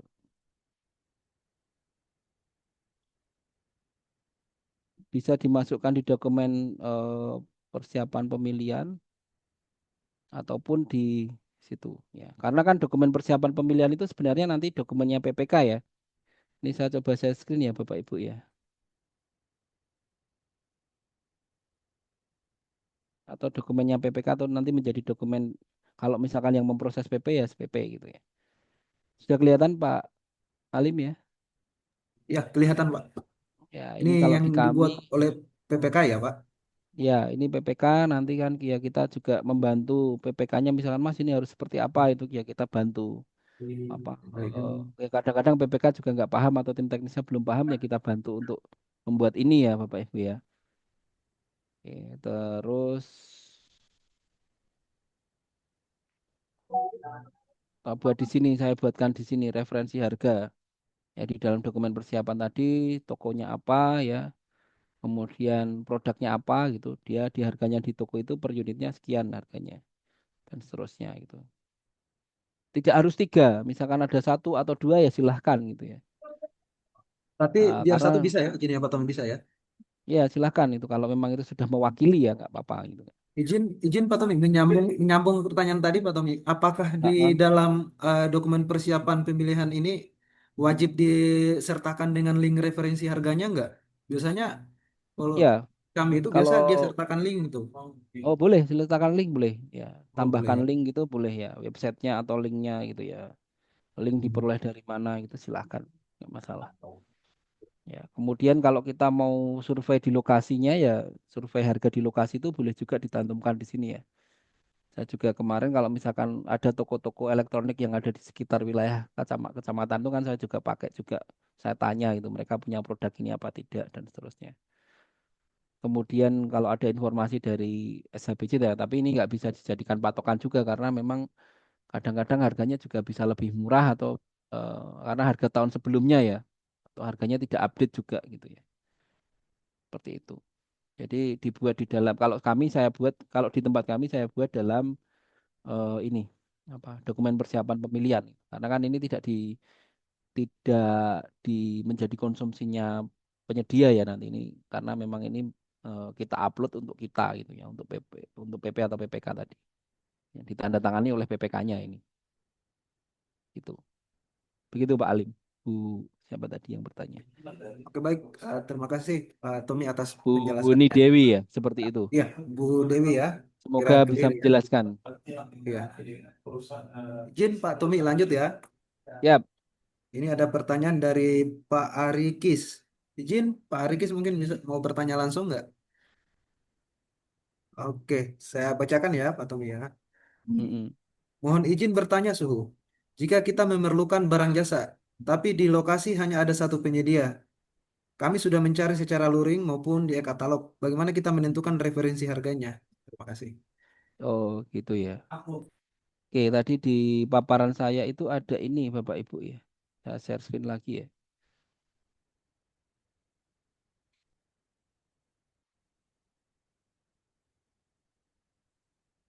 Ya.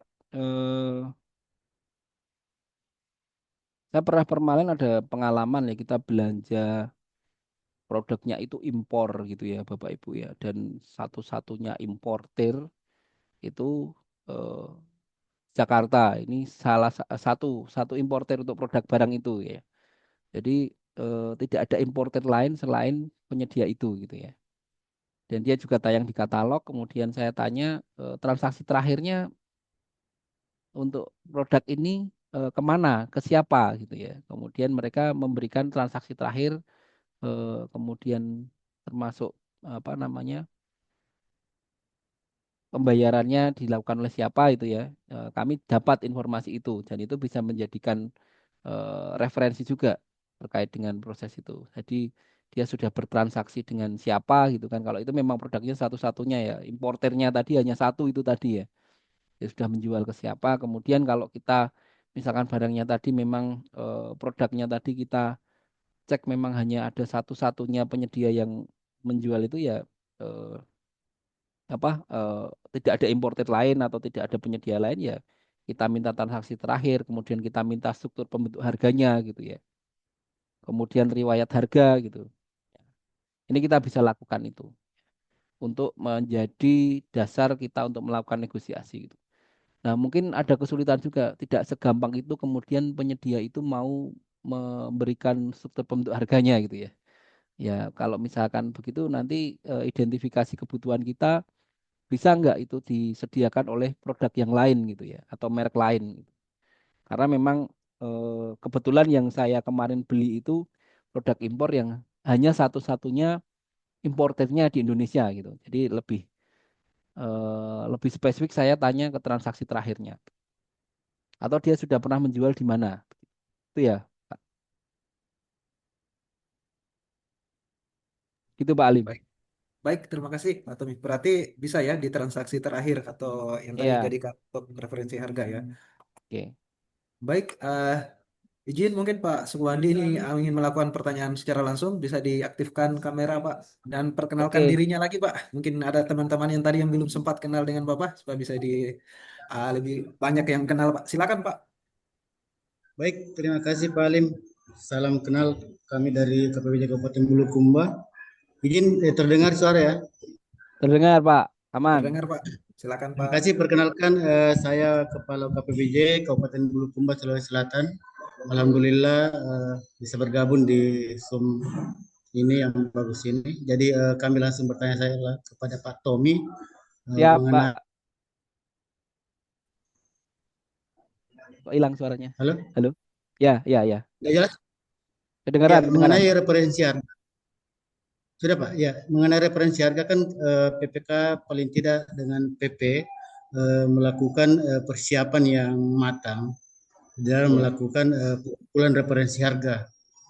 Pertanyaan kami, apakah PPK dengan PP bisa melakukan analisis harga di tempat-tempat yang memang memiliki produk yang diinginkan oleh PPK dengan PP. Yang pertama itu pertanyaannya. Terus yang kedua, bagaimana di versi 6 ini kan sudah terintegrasi di dalam aplikasi tentang pengiriman dan pembayaran. Di mana kemarin kami di Kabupaten Bulukumba ada kasus, Pak Tommy, Ya, ya, di ya, ya. dalam proses perjalanan pihak penyedia sudah menyetujui bahwa proses pengiriman barangnya sudah terlaksana di tanggal sebelumnya, tapi di dalam perjalanannya ada permasalahan. Kemarin kebetulan ada demo besar yang terjadi Mm-mm. di Jakarta, terus barangnya dari Bandung sehingga terhambat di pelabuhan untuk kargonya di kontainer, Oke. sehingga barangnya sampai di daerah kami membutuhkan waktu lagi kurang lebih 1 bulan. Oh, Menurut Pak Tommy, apakah ini kami bisa mengenakan denda kepada penyedia tersebut atau tidak? Masalahnya di dalam aplikasi mereka sudah menyetujui bahwa pengiriman barang itu sudah dilakukan sebelum masa kontrak berakhir. Mungkin itu pertanyaan kami. Terus kasus yang dialami oleh teman-teman PPK yang ada di Kabupaten Bulukumba. Terima kasih Pak. Salam kenal. Assalamualaikum warahmatullahi wabarakatuh.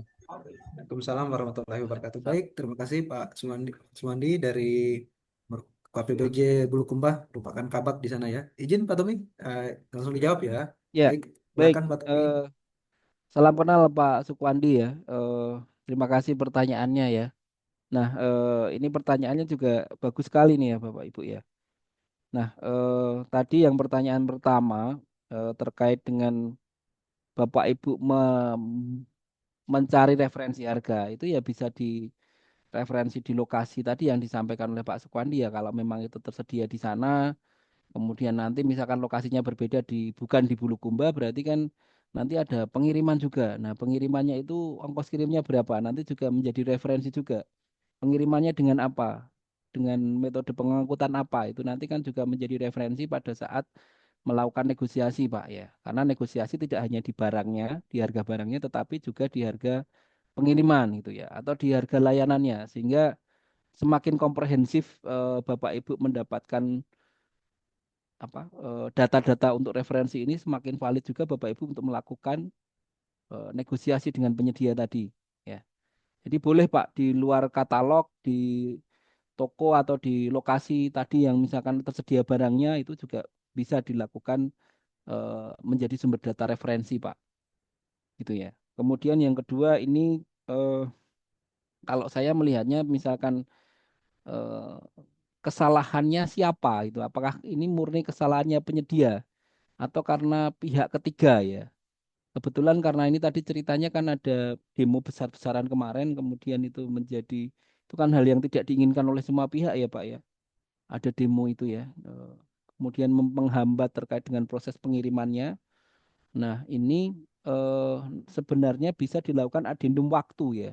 Penyedia bisa mengajukan adendum waktu tibanya sehingga tidak dilakukan denda karena memang alasannya pengunduran jadwal atau waktu penyelesaian pekerjaannya itu karena disebabkan oleh huru hara tadi atau demo tadi ya. Karena pihak ketiga ya, di luar kuasa dari para pihak yang berkontrak ya, begitu ya Bapak Ibu ya. Tapi kalau memang apa namanya, karena murni kesalahannya penyedia, maka ya kita sebagai PPK ya jangan memberikan waktu tambahan gitu ya. Jadi dilihat itu Pak. Jadi adendum waktu itu bisa dilakukan ya, adendum waktu pengiriman ya.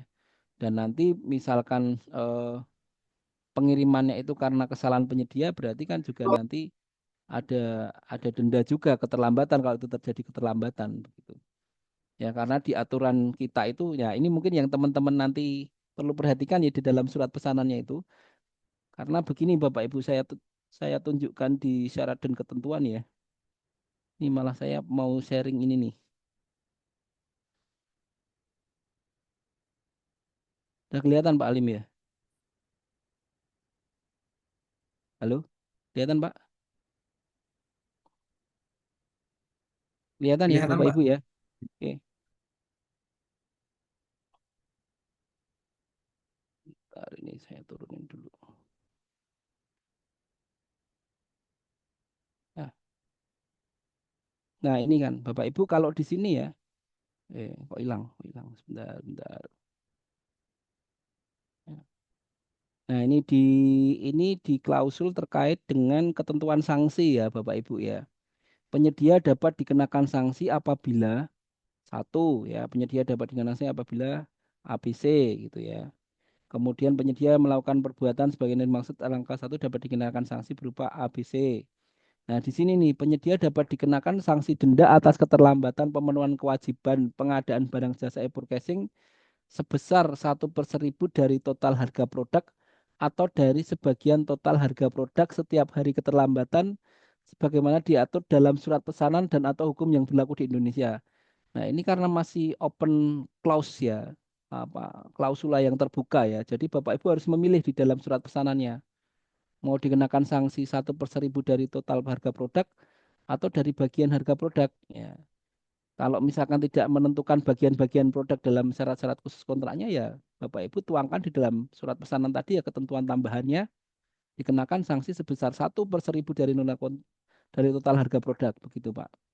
Dan ini mungkin teman-teman yang di sana di Bulukumba coba nanti Pak Kabak cek lagi ya apakah memang dipilih atau tidak itu sanksinya itu kemarin itu ya. Iya, eh, izin Pak, tambah Ya, Pak silakan Tommy. Pak. Kemarin kami sudah melakukan memberi adendum Oh, sudah kebijakan di adendum. selama 1 bulan.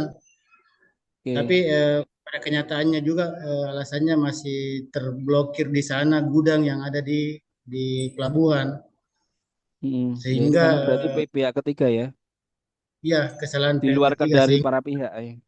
Di luar di luar para pihak itu ya. Ya iya kalau menurut saya ya karena tetap adendumnya diberikan sudah waktu perpanjang. terlaksana 1 bulan. Ya, di adendum lagi masih bisa nggak Pak? Karena memang itu kesalahannya Eh, apa? Bukan kesalahannya penyedia ya menurut saya ya. Karena memang itu berhubungan dengan pihak ketiga itu pengiriman itu kan nggak bisa kita percepat mungkin ya. Eh, Mungkin ada permasalahan di gudangnya itu juga dokumennya mungkin belum lengkap dan seterusnya itu bisa terjadi juga apalagi kalau kasus-kasus impor gitu ya. Iya, Barang iya impor. Pak. Jadi kami kemarin sepakat setelah terlewati dari adendum yang sudah disepakati, maka kami bersama dengan PPK dengan PA eh, Ya, setuju tentang pengenaan denda 1/1000 oke. itu, Oke. begitu. Ya. Oke ya sudah kalau misalkan sudah diberikan denda ya ya harus dibayar oleh penyedianya itu akhirnya ya. Tapi Siap, kalau Pak. Siap. kalau kalau saya berprinsipnya kan eh, penyedia itu adalah mitra pemerintah ya, mitra kerja kita ya. Ya mereka juga mau cari untung juga ya. Kemudian kita juga mau dapat barangnya gitu ya. Jadi ya tetap menjadi pertimbangan-pertimbangan kalau itu keterlambatan tadi disebabkan oleh bukan internal pihak penyedia dan PPK gitu ya. Tapi kalau itu dari pihak ketiga ya kita mungkin bisa memakluminya, Pak, seperti itu. Siap, Nah, Pak. tapi karena Makasih Pak Tommy. sudah terlanjur didendakan ya sudah nggak apa-apa. Begitu, Pak. Siap. Kasih Pak. Ya, terima Baik, kasih Pak Sukwandi ya. Salam sukses baik. selalu. Kasih ya Pak Sukwandi atas pertanyaannya. Terima kasih juga Pak Tommy sudah berkenan Ya, menjawab. Izin Pak Tommy, mungkin kita sambil lanjut di kolom chat ya Pak. oh boleh boleh boleh. Ya, ini ada nih dari Inspektorat Daerah Kabupaten Sopeng. Masih Sulawesi kayaknya ini. Kayaknya Sulawesi ya, mendominasi Sopeng ini ya. wilayah Sulawesi ini. Siap, Uh, siap, siap. izin Pak, pertanyaannya itu terhadap referensi dari transaksi terakhir tahun sebelumnya. Namun di awal-awal tahun perusahaan tersebut menaikkan harga. Harga yang mana yang dijadikan rujukan terbaik? Apakah yang tahun lalu atau tahun yang berjalan? Ya, silakan Pak Tommy. Ya, jadi kita harus update ya Bapak Ibu ya.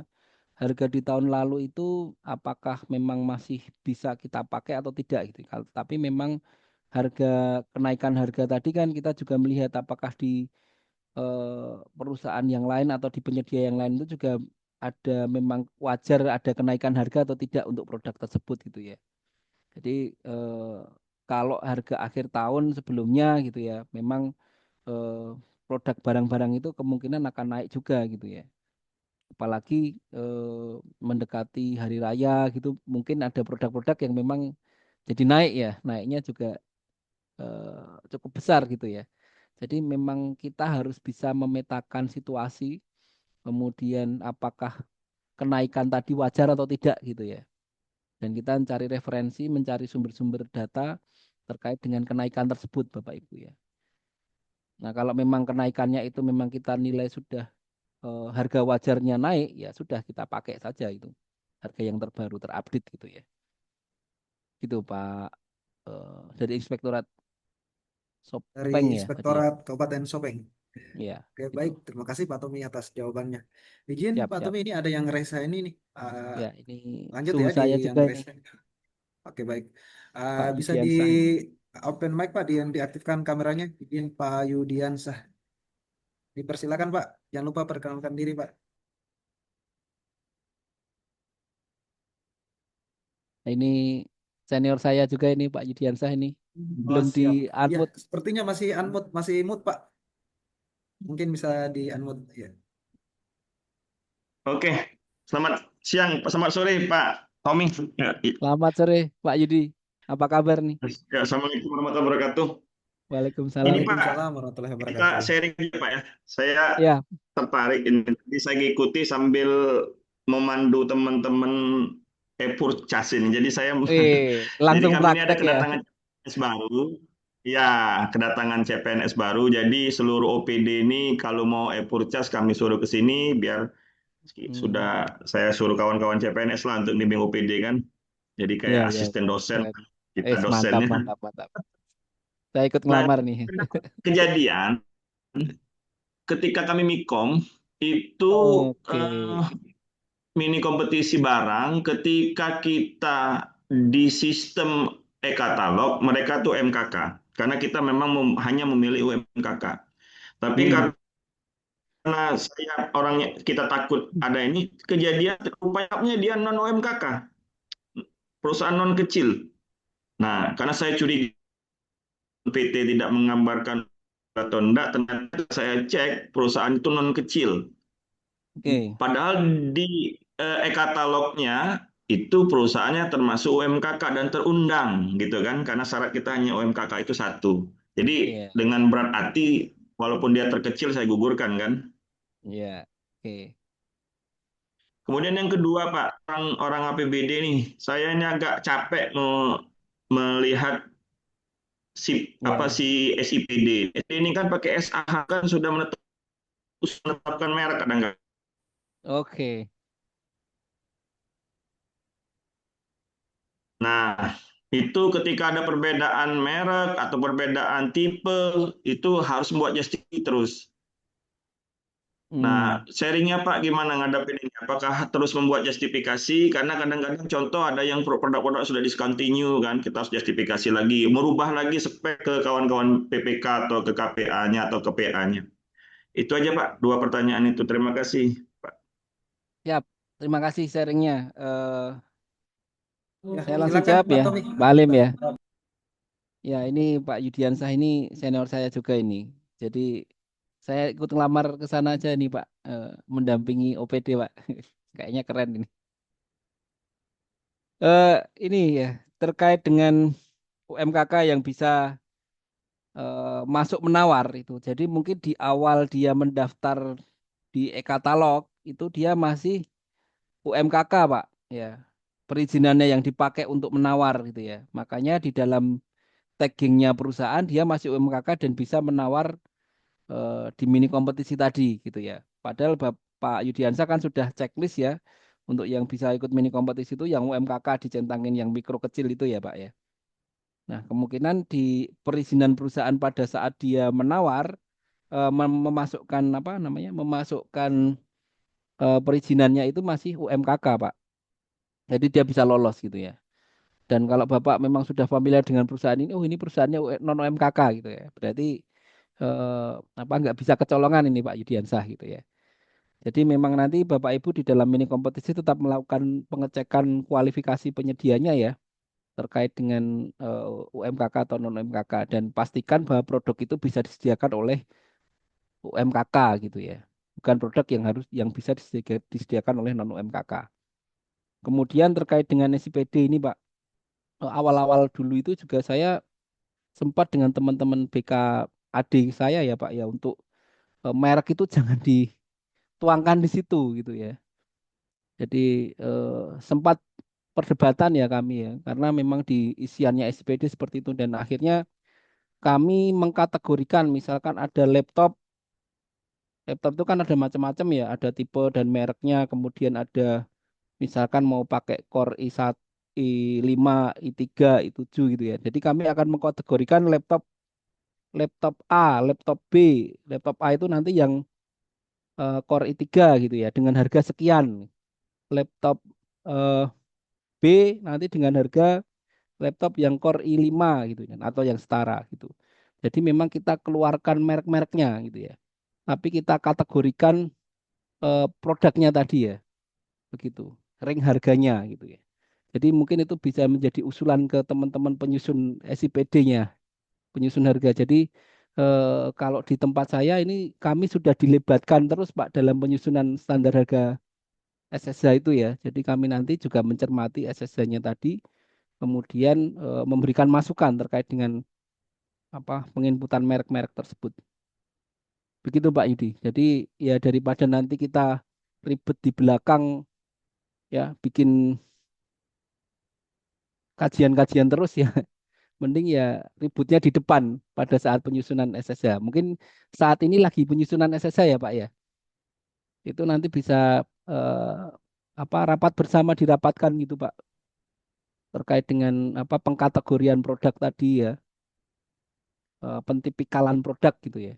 Supaya tidak terjadi nama-nama merek di situ ataupun tipenya. Begitu Pak Yudiansah. Mungkin teman-teman yang lain bisa menambahkan kalau di kami seperti itu. Baik, Oke, makasih. bagaimana Pak Yudi?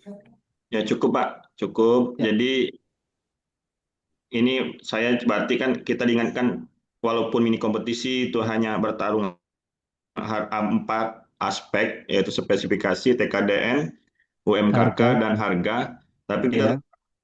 melihat administrasi kualifikasinya dulu. Waktu kita persiapan cek barang itu, persiapan ketersediaan barang, kita juga kalau tidak salah mengecek juga kesiapan perusahaan, Ya, kualifikasi perusahaan itu perlu betul. Kita waktu akan penyusunan berita acara persiapan gitu. ya. Karena kita akan nanti tagging juga ya Pak ya di mini kompetisinya itu mau milih UMKK atau non UMKK. UMKK-nya mau milih yang kecil sama mikro atau tidak gitu ya. Dan itu kemungkinan perizinannya masih pakai perizinan yang UMKK Pak. Jadi dia bisa nawar gitu ya. Oke, tapi udah terlanjur gugur. Ya, ya.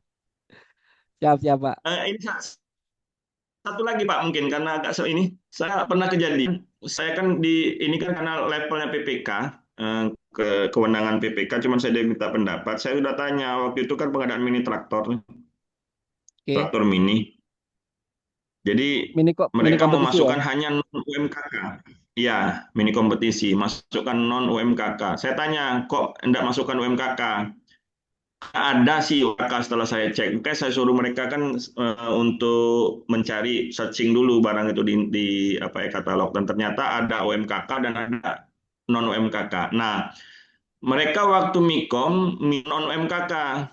Nah, saya tanya kok pasal ini loh? Ternyata yang UMKK itu UMKK non UMKK itu barang itu. Hmm, ini Artinya terputus ya, Pak. terputus ya. Ya, oke baik. Mungkin Oke. sambil, Ya, oh ya silakan, Pak Yudi Terputus. lanjut Pak. Terputus tadi Pak Yudi. oke. Jadi intinya dia Mikom hanya mempersilahkan mengundang non UMKK karena traktor itu semua distributor besarnya di Indonesia ngambil dengan UMKK, ada 3 non UMKK, sorry, untuk mini traktor itu, sehingga dia tidak mengundang alasan harga mepet. Memang saya lihat harganya itu hanya selisih ribu itu kalau tidak salah dengan harga yang ada distributor dan itu. Tapi saya bilang ini kan Mikom, nanti kan bersaing harga. Nah, tapi udah terlanjur. Akhirnya mereka tetap ada menawar 3 perusahaan benar non UMKK untuk itu, tapi diproteslah secara offline oleh UMKK. Nah, ini. Kalau saya justifikasi yang kemarin memang mereka secara teknis itu lebih efektif dan efisien dikerjakan oleh non UMKK yang sebagai distributor besarnya, bukan resellernya. Mungkin itu Pak, Hmm. ada saran enggak Pak itu Pak kejadian gitu? Ya, kalau sebenarnya kan di awal mapping apa penyedia itu ya, apakah itu reseller principal berlaku atau tidak, atau memang itu nanti sebenarnya yang UMKK itu dia ngambil produknya ya di distributor itu atau tidak gitu ya. Jadi memang perlu dilakukan mapping dulu calon-calon penyedianya siapa, apakah memang dari UMKK-nya itu memang bisa berjualan ke reseller yang UMKK atau tidak. Karena kalau tadi ya contoh obat itu kan reseller principal ya. Jadi kalau obat itu kan memang apa walaupun ada yang UMKK itu tapi kan mereka tidak punya jatah penjualan obat berapa gitu ya. Jadi memang kita harus mapping dulu penyediaannya Pak Yudi ya. Kalau memang itu hanya bisa disediakan oleh UMKK ya checklistnya di dalam mini kompetisi ya non UMKK gitu saran saya. Jadi lebih dikuatkan ke sourcing persiapan pada saat menentukan calon penyedianya tadi ya gitu. Kalau menurut saya ya eh, sudah tepat itu tadi ya kalau memang secara proses bisnisnya ya distributor ataupun apa kan itu mungkin alatnya impor ya Pak ya mini mini Exa itu ya. Jadi memang ada ketentuan importer itu harus kualifikasinya apa mungkin ya di situ. Tuh. Oke, baik. Terima kasih. Oke, terima kasih Pak. Ya, terima kasih Pak Yudi. Ya, sukses selalu. Oke, baik. Sepertinya eh, materinya menarik nih, Pak Tommy. Masih banyak juga nih Siap. pertanyaan di kolom chat. Kan tetapi kita Oh ya, dibatasi oleh waktu. Dan saat ini oke, eh, kita juga udah lewat nih berapa menit. oke, ya, Oke, mungkin bagi teman-teman atau Bapak Ibu beserta narasumber yang belum sempat dijawab pertanyaannya, bisa kita lanjutkan di grup WA grup untuk kita diskusi lebih lanjut. Selanjutnya mungkin ada closing statement dari suhu kita, Bapak Muji Santosa. Pada Bapak kami persilakan. Ya, terima kasih Pak Alim Bahri, Pak Tommy, dan Pak Ibu sekalian. siap, Jadi, Bang. diskusi kita hari ini mengenai referensi harga dan apa negosiasi. Ya, intinya kita harus melakukan mitigasi risiko bagaimana kewajaran harga yang telah kita lakukan. Maka kita bisa memindahkan risiko pada penyedia. Dalam hal nanti ada teman audit masalah hukum mengenai ketidakwajaran harga, penyedia bersedia mengembalikan itu mungkin perlu di klausul surat pesanan nanti itu yang bisa apa salah satu mitigasi Tambahkan ya, Pak. yang bisa ditambahkan itu. Ya, oke Pak Bu, ternyata diskusi senantiasa menarik sampai malam pun nggak akan selesai. Jadi kita akhiri aja lah. Sampai sekian, saya ucapkan terima kasih pada Pak Tommy, Pak Alim, dan Pak Terima Ibu kasih, sekalian. Pak Muji. Semoga kegiatan kita senantiasa bermanfaat. Sekian, wassalam. Terima kasih Pak Muji. Waalaikumsalam warahmatullahi wabarakatuh. Izin Pak Tommy selaku narasumber bisa memberikan Ya, closing statement. ya, Silakan Pak. terima kasih. Ya, terima kasih Pak Alim, Su Muji Santoso, dan Bapak Ibu semuanya ya. Terima kasih atas sore hari ini ya kita bisa sharing, saya bisa sharing dan mendapatkan insight juga dari Bapak Ibu semua yang bertanya dan sharing ya. Dan satu hal yang perlu kita lakukan tadi disampaikan Pak Muji juga penekanannya kalau misalkan ada kemahalan harga tadi ya di dalam proses kita negosiasi itu bisa dimasukkan di dalam klausul surat pesanan di tambahan itu. Tapi ya Bapak Ibu semua juga harus clear ya, jangan sampai ada cashback, jangan sampai ada apa kickback gitu dari penyedia ya. Karena kalau sudah ada itu ya akan tidak berguna kita proses pengadaan yang kita lakukan berdarah-darah kita nyusun referensi harga dengan baik ternyata nantinya juga ada korupsi KKN gitu ya. Maka kita hindari semua itu dengan memitigasi risiko. Mungkin itu Bapak Ibu yang bisa saya sampaikan. Tetap semangat selalu di dalam proses pengadaan. Sehat selalu. Terima kasih Pak Alim yang sudah menghantar kita menjadi moderator pada sore hari ini. Saya kembalikan ke Pak Alim. Baik, terima kasih Pak Tommy Darlinanto selaku narasumber kita yang telah memaparkan materi hari ini. Izin Bapak Ibu peserta hadirin webinar, sebelum meninggalkan ruang Zoom meeting mungkin bisa mengisi daftar hadir. Daftar hadir merupakan salah satu bentuk untuk penulisan nama di sertifikat nanti dan bentuk kehadiran kita pada kegiatan Zoom webinar hari ini. Demikian kegiatan webinar kita hari ini. Saya tutup dengan ucapan wabillahi taufiq hidayah. Assalamualaikum warahmatullahi wabarakatuh. Waalaikumsalam warahmatullahi wabarakatuh. Ya, Waalaikumsalam. Bapak Ibu, jangan lupa absensi ya. Kalau sudah siap absensi, Pak Muji. bisa meninggalkan forum ini. Terima kasih. Sampai jumpa lagi di Zoom hari Senin ya. Insya Allah hari Senin. Terima kasih. Wassalam. Ya, terima kasih Bapak Ibu, Pak Nasir, Bapak Ibu semuanya. Mohon izin.